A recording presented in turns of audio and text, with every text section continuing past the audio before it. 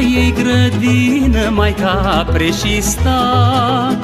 Eu te port lângă inimă, țărișoara mea, și te cânt cât moi prișepi, mândru că-s român.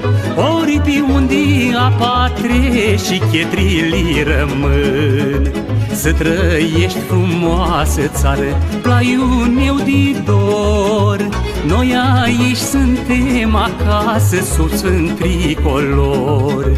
Și-om fi frați cu veșnicia, cât vre Dumnezeu. Să trăiască România și tot neamul ei.